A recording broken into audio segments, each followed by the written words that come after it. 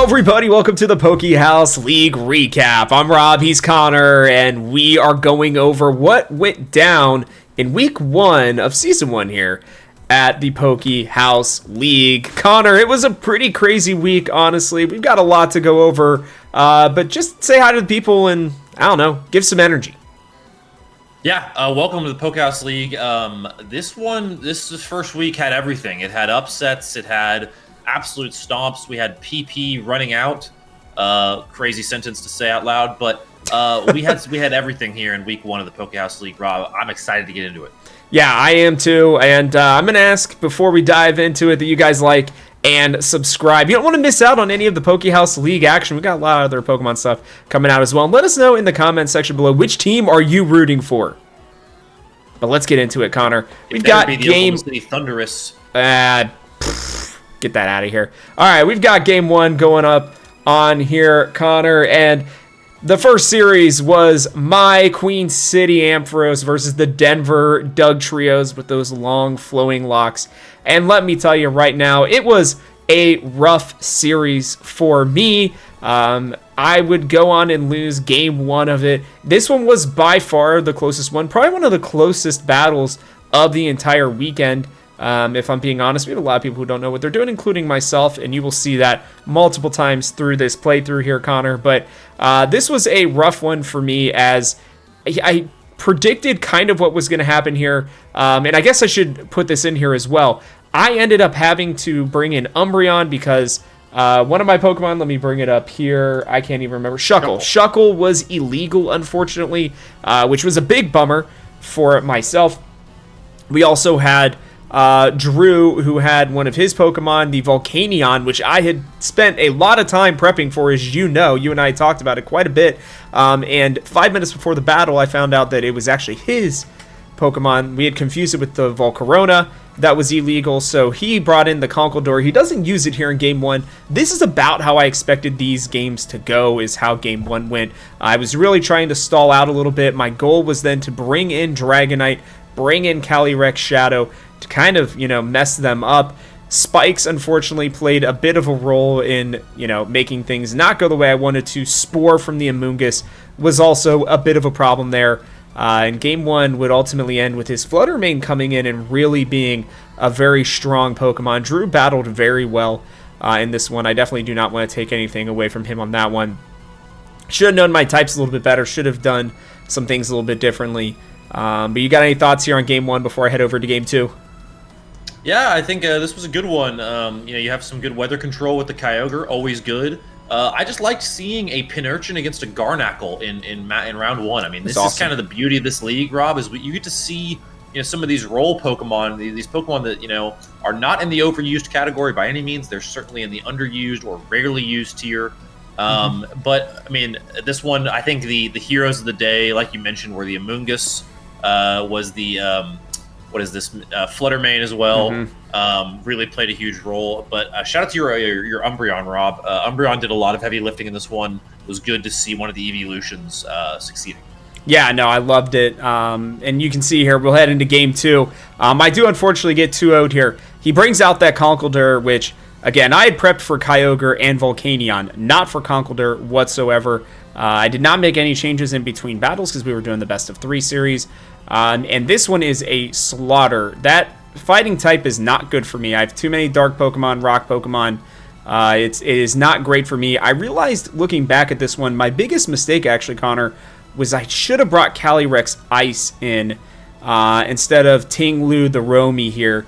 That was kind of, I think, the really big mistake that I made in this one. I think that could have given me at least a little bit of a better chance, but I saw that his Pinurchin was running Shadow Punch, or Sucker Punch, and that's kind of what scared me out of it. But this one was ultimately a massacre. Again, full kudos to Drew. He battled his butt off in this series, took that 2-0 and shoved it right in my face. Yeah, this one, I think what you were going for kind of a setup that revolves around Toxic and out-sustaining him. The problem was, one, Conkeldurr type matched really into what you were running, so you just had very little ability to survive some of these hits. I mean, as you're seeing, Conkeldurr just does so much damage to almost every single member of your team whenever he hits. Funny enough, Rob, back in 2011 when I competed last, Conkeldurr was Getting the a thing history that took lesson. me out. Let's go. So I have a lot of bad blood with this Pokemon personally. But Rob, I'm not going to lie, this is one of the worst performances I've seen in my life. I'm going to really be looking for you to rebound in week 2. I want to see a response from the Queen City Ampharos, Rob. Calling you out. No, it's cool. It was pretty terrible. I had practiced quite a bit. I thought I had a good feel on my team, and I came out and laid an egg. It was pretty bad. But I was not the only one.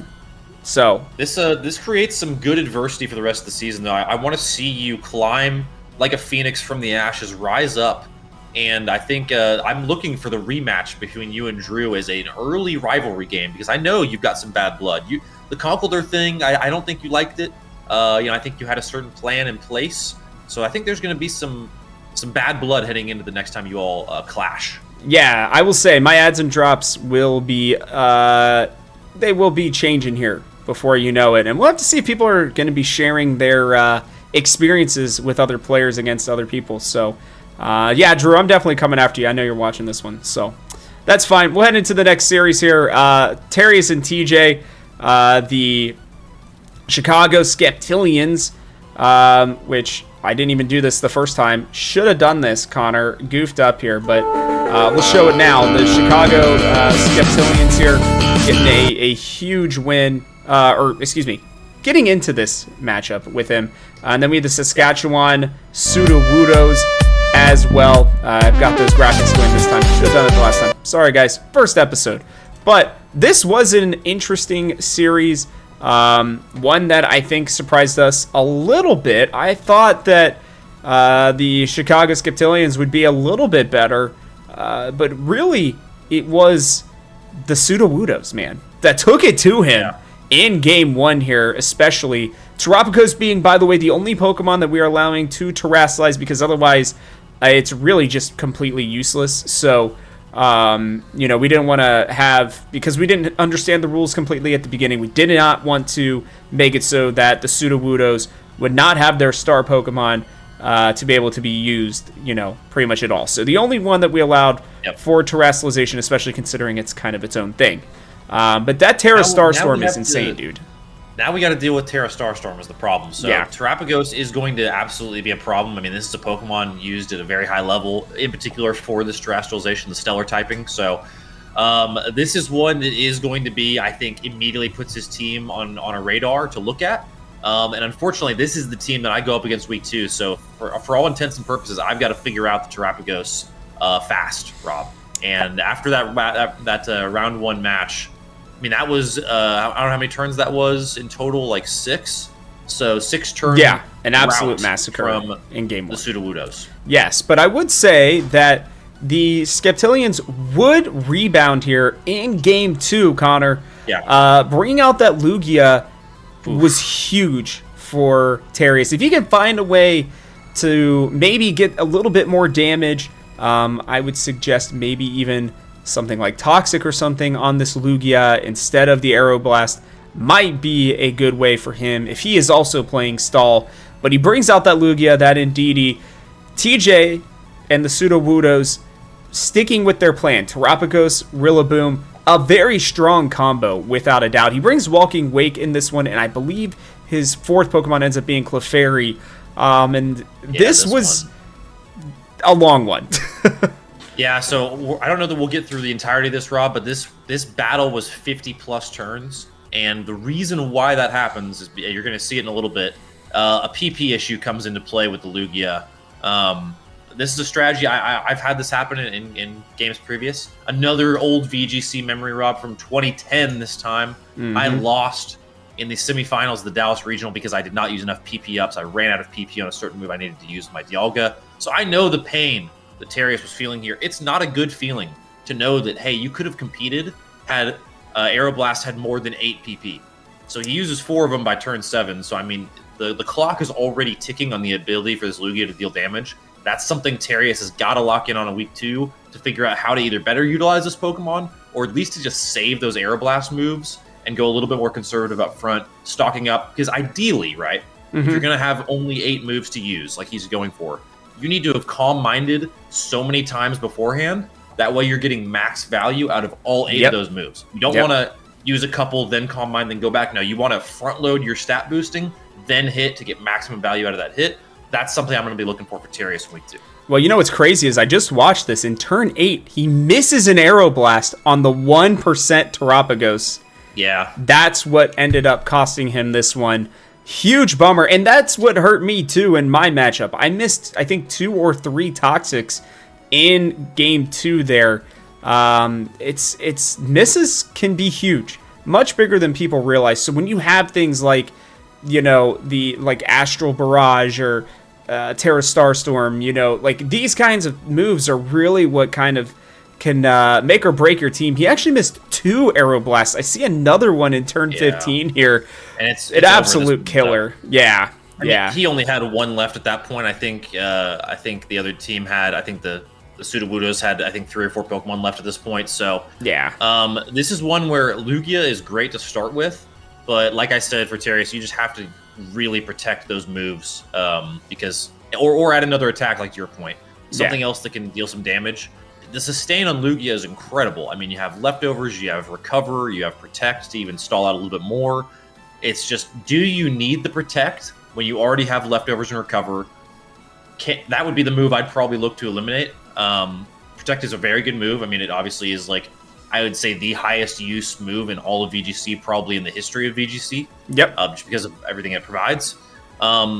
Maybe if you're using Indeedee, you don't need the Calm Mind. Maybe you can just Helping Hand the Lugia and get rid of that move. Too. So a lot to analyze. I'm trying to be a little bit more analytical about Terius' team because of the loss, just like I would be for you.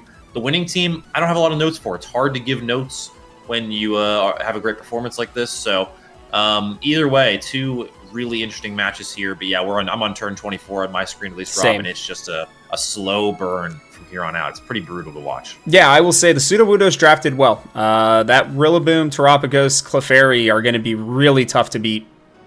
Really tough to beat here. And we'll talk about favorites and stuff like that after week 1 here in a minute. But Connor, we are going to start getting our way into your matchup here. We've got the OKC Thundurus coming out here versus the Cincinnati Cloysters. Chris had a time. He had a time. Let's get into this. I only have game 2 available to me right now. So talk game 1 with us. Yeah, let me apologize. I thought after the best of 3 when I hit download that it would download the entirety of the best of 3. That's not the case. Just downloaded the previous game I had played, so I lost game 1. And it's unfortunate, too, because game 1 was a lot better than game 2. There are some kind of asterisks next to this win for me, unfortunately. Chris was not there on draft night if you were watching, and he just didn't quite know what his Pokemon were, so he does not quite have the exact team that he drafted. In particular, Kyurem White starting instead of Calyrex Ice, which is a significant downgrade. So huge. This one was a little bit of I don't want to say a softball for me. No shade to Chris, but this one I feel like it was not a true showing of my team. Now, that being said, my team did perform very well in the second game. We were able to take it pretty fast because I was able to get almost exactly what I wanted to out of my setup right away. And getting Trick Room in and getting Ursaluna in very strong right away. But like I said, round 1 rather was much closer. I think we were down to 2v2 at the end, and I just ended up having more health and sustain. But unfortunate though, Rob, to say the least, for Chris. Yeah, Chris, I'm calling you out on this one. You could ask. He knows Pokemon. He loves Pokemon, but he doesn't know some of the newer ones and stuff like that as well. So the fact that he had Basculegion instead of which one was it? Instead of Dondozo, which I think actually would have done very well into your team. And the Calyrex Ice, I think, would have been huge too. But yeah. But in any case, we had a 4-turn round 2. Honestly, I don't want to be too presumptuous here. I want to stay humble. I just like SGA and the Thunder. It's all about being a stoic winner. I want to be a champion that doesn't gloat about success or anything like that. So this is just another day for the OKC Thunduruses. Yeah, I can't wait for the Sudowoodos to come out and absolutely whoop you. But we'll share the match results here real quickly.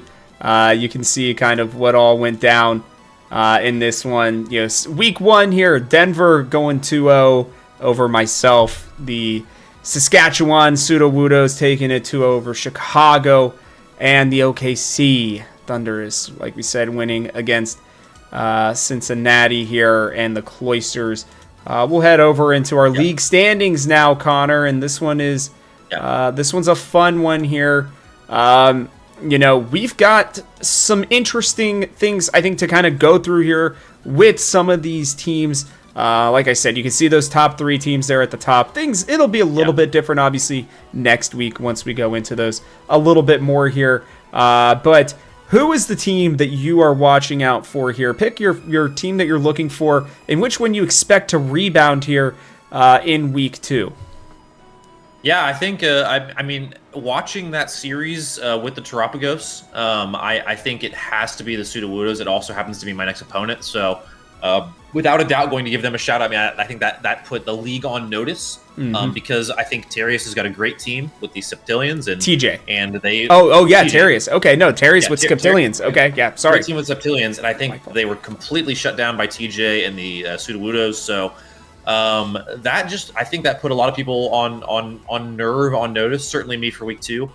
In terms of rebounds, though, Rob, I'm actually looking at your team.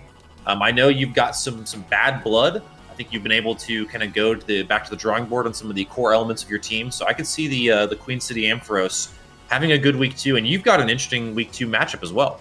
Yeah, I'll go into that here momentarily. We'll talk about matchups, and then we'll probably call it after that one. But for me as well, I think it's the Sudowoodos, man.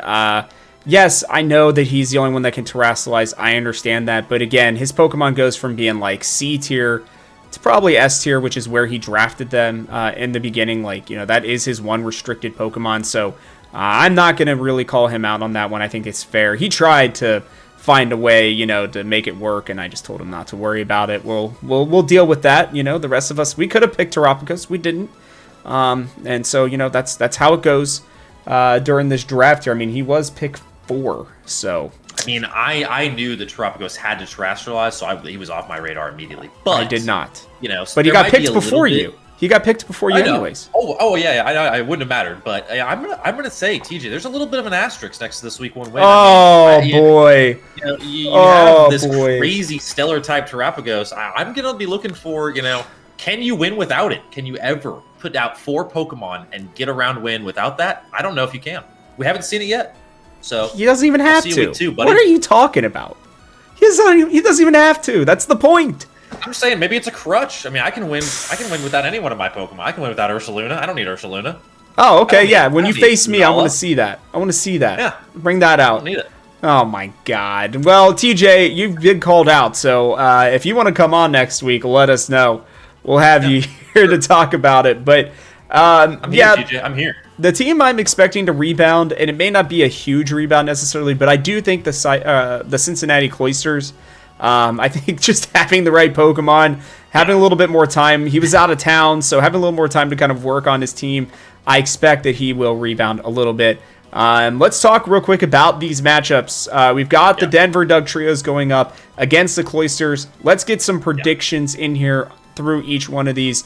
Connor, I am going to pick a 2-0 here for the Denver Dugtrios over the Cloysters. Not because of the fact of, I think there is a trainer difference. There's no doubt about that. But I do think that Drew drafted a very good team. I think he understands his team really well. And I expect him to be a really tough, opponent. Somebody who we have not given enough flowers probably on this one. I'm actually going to go the opposite direction here, Rob. I think it's going to be a 2-1 for the Cloysters. What? You got to think about it. So Calyrex Ice is a huge counter to Amoonguss and can handle anything Kyogre throws at it. So if that's going to be the front line for Drew, okay, and if Chris starts with Calyrex Ice, I think it's going to be really hard to beat. If Kyogre brings Rain, Dondozo's there to capitalize off of it, right? So that's fair. That's a good matchup. We didn't show much of what Grimmsnarl did in the round 1 match. I feel kind of bad. It's kind of like Chris got some unscouted gameplay here. But Grimmsnarl did some work. That's a Dark Fairy type. That does just fine into Drew's team. So Drew, I think, Drew, no doubt, strong trainer, had a really good showing. Amoongus was going to be my first pick. He sniped it from me. On draft night, Drew sniped like half the team that I wanted. So it's not like I'm saying this is a bad team. I'm saying this is a sneaky, strong matchup in week 2. If Chris starts 0-2, he will be a heavy sleeper for me for the latter half of the season. Yeah, imagine drafting a better team for your friend than yourself. Couldn't be me. Hey, we'll see. Time will tell. We'll see. We will see. Next, we have the Sudowoodos, the Saskatchewan Sudowoodos versus your OKC Thundurus. Give us your personal prediction for yourself. How's it going to go here? I don't know. I don't know if we should do Preds for our own games. I mean, if I have to, though, I'm going to predict I win 2-0. How do I not? Oh, come on. That's too much confidence. You think so? No, I mean, I really don't. I don't necessarily. I think I am going to win because I always think I'm going to win. That's just the way any competitor should approach a competition, I think. He's got a lot on his team that scares me. I mean, I match up decently well against the Rillaboom. If I start with Incineroar, I've got a lot of utility there. The Terapagos is going to be pretty annoying, but I've got some moves in mind for that I think can handle it pretty well. I think Terra Starstorm is a normal type move, and I have a Ghost Pokemon that is pretty valuable to my team in Lunala. So I think he's going to run into some things against me that he did not run into against Terius and the Sceptilians. So at the very least, I think it'll be a test for TJ. Let's see how he can adapt on the fly against against a team like mine. I can tell you, I've talked to him recently, a little behind the scenes. He is working right now. Literally, I think right now on a team change here, an ad drop. Connor has already stated he is not making any changes for next week. We will go through those changes next week. But I can tell you that he is working on something for your Pokemon specifically that he will be making an addition to. He has spent much time and much thought on this one, so we will have to see. I am going to pick 2-1 for the Sudowoodos. I apologize, Connor. I just think that it's gonna be tough. Terapagos plus the Rillaboom plus the Clefairy, and then I think his secret Pokemon that he has might be pretty good into most of what your team has. So we will have to see if you are going to be able to respond to that. But I do think it'll be really close. I think it could go either way. I would be really surprised if it was a 2-0 unless if one of you figures out some sort of like crazy strategy that nobody's thinking of. But Connor has got some words here for me. I can tell you want to say anything? What are you thinking? Yeah, the line in the sand's been drawn, Rob. I understand. We're gonna host this little show together. You're gonna pick against me week 1. That's fine. Week two. To be fair, week 2, whatever. I had you in week 1. Yeah, sure. Anyway. We're going to be ready to respond. I'm interested to see what the secret pick is because I'm not afraid. I'm not afraid of it. Nothing can scare my team at all. So I don't know. I mean, listen, I won my second game in 4 turns. So you were playing a guy who didn't even know the name of his 2 Pokemon. All right, we're not gonna give you your flowers on that. Sorry, Chris. It's a total asterisk win. I really have nothing. I have no legs to stand on in terms of like flexing a week 1 win. But to be fair, now if you win this week, TJ won his second battle because the Lugia ran out of PP. From turn 15, he was probably going to win anyways. You watched that one. He was probably going to win that anyways. No, the Lugia missed 2 attacks that would have absolutely turned the game around. So well, I could say the same thing about my 2 Toxics that I missed. Yeah, I agree. That's why I think you had a good showing as well. I think that we shouldn't just say because TJ won 2-0 against Terius that he is the best trainer that's ever graced us.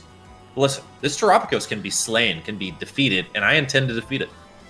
Well, we're gonna find out next week. I can't wait to come on here to either hear him gloat or to just watch him be super sad all week. I'll be back there in that corner if I lose. I'll be crying. I'll be in the fetal position. So get ready. We have a show to do, okay? And we got one more matchup left, and it's myself versus the Queen City Ampharos versus the Chicago Sceptilians. I think that this will be a close one for sure. I've got something new in mind. I have not announced what it is yet because I'm reconsidering kind of what I've technically announced in the group chat so far. I'm going to have to think it over just a little bit more because battle hasn't started yet. But I would love to get your thoughts and predictions on where I'm going. I'm excited to see you pick against me. Big thoughts. Nope. Actually, the opposite. I am going to take you in a 2-0.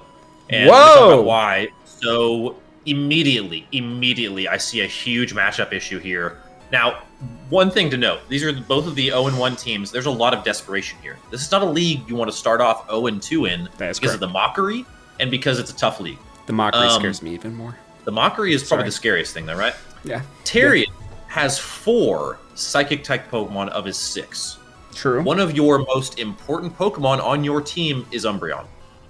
And you also have your Ting-Lu. So, honestly, Terius, if you are watching this, consider that, my friend, because you're out-typed like crazy right now. I don't know how Terius hurts you right now. Now, the Lugia, we've seen the problems. You know what to do against the Lugia. You just outlast it. I mean, it's going to Calm Mind. It's going to get Helping Handed by the Entity. But honestly, the scariest thing for your team, Rob, is the Volcarona. I think the Volcarona, if it gets played correctly, could devastate you.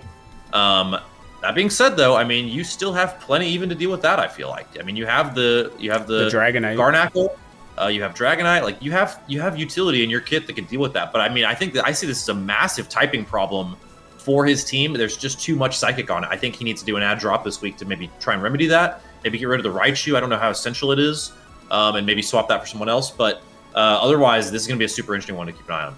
Yeah, I'm not going to come out here and be like, oh, like, you know, I'm the best. Like, it's going to be great. I know exactly what I'm going to be doing here.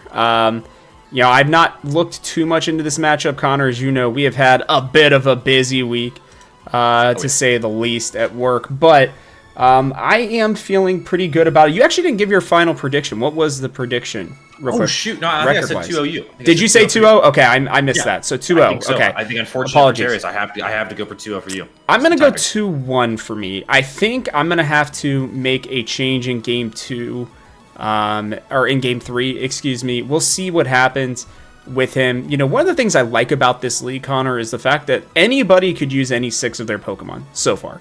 Yeah. You know, pretty much everybody has, I think, except for maybe you. I think you're the only one who did not make any changes, really, between games 1 and 2. So I'm hoping that we see more games this week. I think that's the biggest thing. I do feel pretty good about my Pokemon, though. I do think that I've got a pretty good team. It's just going to be deciding, like you said, which of my Pokemon I'm going to end up bringing out there against him. I do think I counter him pretty well as well, and I do think that I can take down his Volcarona probably a lot faster than he would like. I think Dragonite's pretty flexible for me, if I'm being honest with you. Yep. I also think that Calyrex Shadow, it can probably get off some pretty good hits here in this one. So we will have to see, but I do think I'm going to pick myself as, you know, not trying to be arrogant about it, but I do think a 2-1 feels like the route that the way this one's going to go for me. I will say I'm looking at the moveset for his Volcarona, for Terius' Volcarona. Does not have a bug-type move currently. Going into a dark team that's going to counter Psychic really hard, I really want to see a strong bug move, probably in place of Giga Drain or Rage Powder. I just don't know that either of those are necessarily essential for the Volcarona. I would absolutely go for like a U-turn or something like that, just to be able to counter the Umbreon a little bit more of yours. So that's the only scouting report I have as far as what I can see goes. Now, he's not going to want to use Rage Powder against me because I will probably be trying to take out that Volcarona. Well, anyways, that's exactly. Yeah, I mean, Connor, I think that's really going to kind of wrap it up for us here. I think we've got some good stuff coming out here. What was that? Do we want to talk about the ad drops from week 1, or do you want to save that? Well, the ad drops... So they're still ongoing. Yeah, they're ongoing, so we will have those out here at some point. You know, the big one, Connor, was the fact that, you know, again, the Conkeldurr was brought in. I lost my Shuckle, which was a big bummer. I really think Shuckle was a pretty big part of my team, unfortunately. But I'm okay with this Umbreon. I really like Umbreon. I think I understand it pretty well. So we'll see what happens. There are going to be some big ad drops for sure in week 2. So make sure that you guys come back here and check it out. You got any wise words for us or for any Pokemon League fans out there, PokeHaus League, excuse me, fans out there before we head out? There's a saying in poker: all you need is a chip and a chair to survive in a tournament. You just need one chip, and you need to be in the seat. All you need is 1 HP and a Pokemon and a Miss Aeroblast. That has Terra Starstorm. So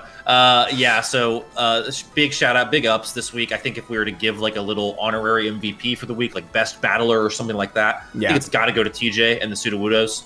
I think honestly just a really all around good game. I threw him some shade for the Terrapagos, deservedly so, but I think it was still a really solid performance. I don't think anyone battled better than him this week. So unfortunate, that's who I have to go up against week 2. But that's what it's all about. Yeah, I can't wait to watch that matchup. But that is going to wrap it up for us here at the PokeHaus League. Make sure you join us for all of the week 2 action. But that'll do it, like I said. So from our house to yours, thanks for watching, and we'll catch you on the next one.